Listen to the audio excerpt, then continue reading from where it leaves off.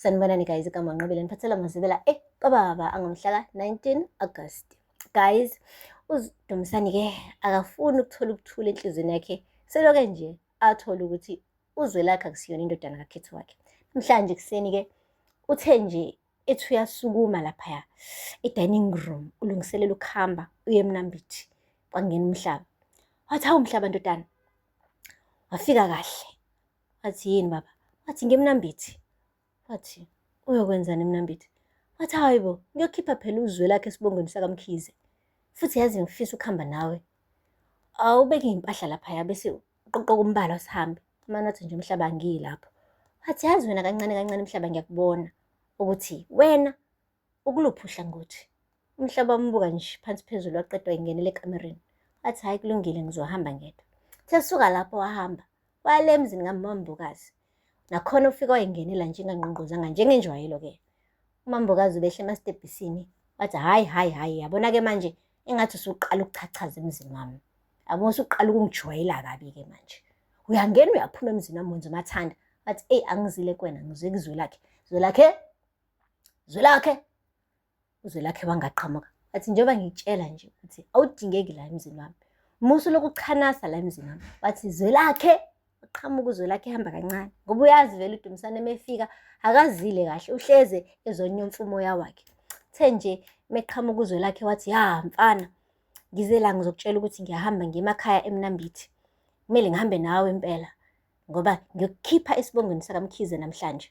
Kumele ngenze usiko olufanele la kaMkhize, ngikukhiphe kulesi sibongo. Wathi uMambukazi, hey indodana yami akukho la yakhona. Wathi ngikhuluma noZwelakhe. Zwelakhe mfana, ngifuna wazi ukuthi uma uqhubeka nalesi sibongo uyibizela amabhadi mfana, amasho azokumbatha. Angazi-ke njengoba usuze wagijima-ke walobola le ntombazane yakaMtawunge, uzoyifaka nawe kulamabhadi lawo uyinika lesi sibongo futhi engesona isibongo sakho mfana. Kuzomele uhambe uye kini. Hamba kini mfana, thola ukuthi ubani uyihlo, sebenzisa isibongo sikayihlo. Ngizwa? Shesha-ke ulunge sihambe. Wathi uZwelakhe akukho la ngiyakhona nawe mina. Wavuma ngekhanda uMambukazi. Hayi-ke guys, wathi mekuwukuthi-ke nenqaba ukuhamba kulungile, ngizohamba ngedwa. Kodwa ngingalinge kusasa uze la kumina uthi usuzingethwa amabhadi angikusize, ngoba ngeke ngize kusize mina. Ngizohamba ngedwa, ngizoyilungisa lento ngingedwa. Nangampela wahamba guys uDumisani ngenkani yakhe. Wafika lapha emsamo wahlaba phansi ngedolo, washunqisa impepho, wabahlisa isibane esimhlophe. Wathi bogcwabe, nina bokhabazela, ngithi angize la ngoba inhliziyo yami ibuhlungu inhliziyo yami. Uyazi sonke lesi sikhathi senziwa iy'lima. Yazi nami ngithukile ukuthi uZwelakhe akazalwa ukhetho wakhe. Uyazi ngizokulungisa konke lokho. Ngikhuluma nje nani ngiphethe imbozi lapha ngaphandle ezokwazi ukuthi geze leli khaya, sisuse lesi sinyama esilethwe yilo mfana nonina. Uyazi boMkhize, ngizoxolisa, ngizoshweleza la kunina. Kodwa wena khetho wakhe, kodwa khetho, hayi bakudlalile mfowethu, hayi bakudlalile. Kodwa ungakhathazeki, ngikhona, ngizokulungisa konke lokhu manje. Guys, uDumisani wenza sengathi unendaba nokhetho wakhe, because ngathi impela babengaziwani vele naye. Emdinisa ukuthi-ke uhlakaniphile, vula amabhizinisi, yena akho lutho alivulile.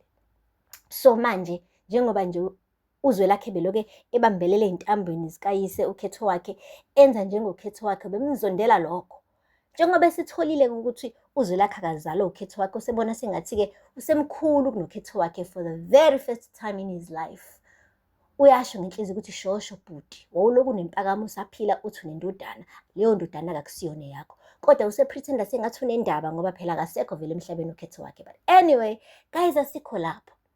Hambile-ke uDumisani ephethe ukhamba olugcwele-ke isiZulu, utshwala besiZulu.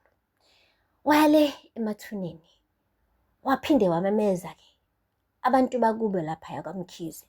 Wathi bogcwabe, boMkhize bokhabazela, ngiphethe ukhamba la olunotshwala. Ngithi kunina, lolu khamba namhlanje mengililahla phansi luqhephuka, kuyobe niyavumelana nalento engizoyenza la ukuthi ngisuse lo mntwana esibongweni sakaMkhize. Waqala ngokuchitha utshwala, ethi phela uyabuya uyabaphuzisa-ke. abantu bakaMkhize, wabuchitha-ke phansi, wabuchitha phansi utshwala. Lasala kukhamba. Guys, sesuka lapho wathi ngithi ngalolu khamba-ke maliqhephuke lolu khamba ukuze lo mfana angaphinde bekaMkhize, walahla phansi. Ukhamba lathula nje lambuka langaqhephuka. Waliphinde walicosha, waliphakamisa ukhamba, wathi ukusebenzisa amandla manje, walithi phahla phansi. Lwawo ukhamba lwathula nje langaqhephuka guys. Hayi, walicosha okwesithathu. Wathi bo Khabazela, ngiyazi ukuthi nani nisathukile, yingakho nje lolu khamba lingawe meliwa lingahlephuki, yingoba nani nididekile, nami ngidideke njengani. Kodwa phela ngikhombiseni lolu phawu lokuthi lolu khamba liqhephuke phela ukuze lo mfana aphuma phela esibongweni sale ekhaya, leli vezandlebe leli. Hayi, wamane walithatha ukhamba-ke, yabona-ke manje usebenzisa amandla kaHercules wonke, walithi hapha phansi. Lathula nje ukhamba guys, langaqhephuka.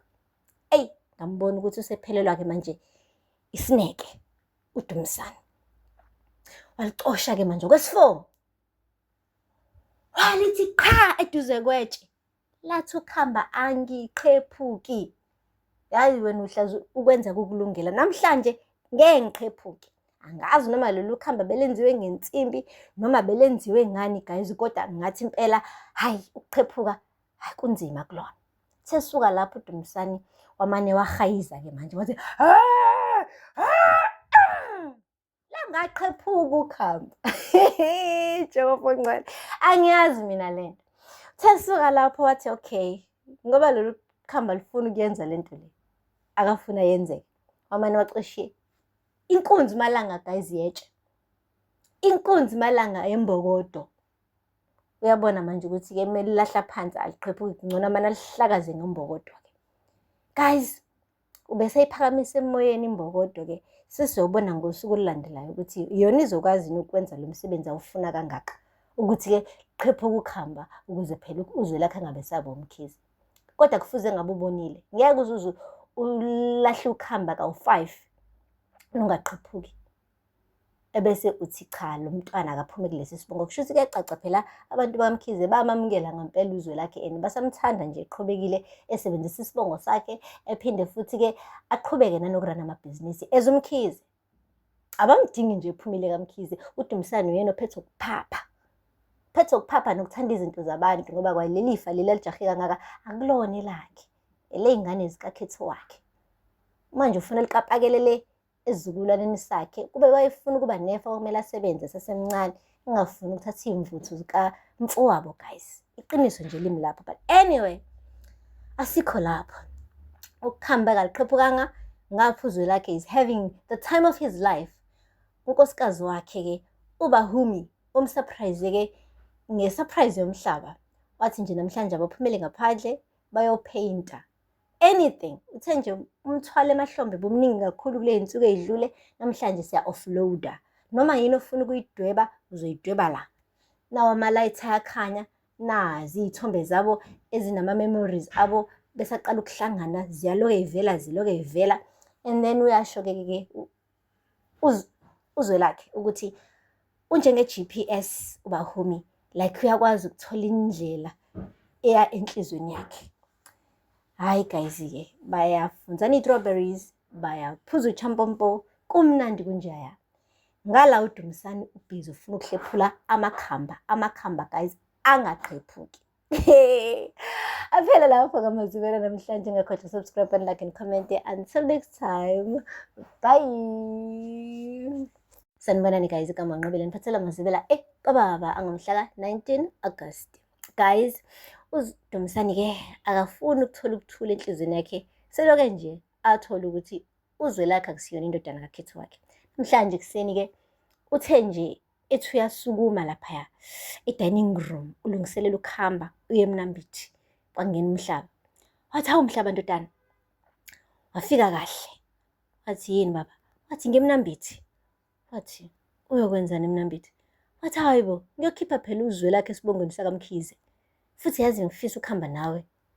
Awubeke iy'mpahla laphaya bese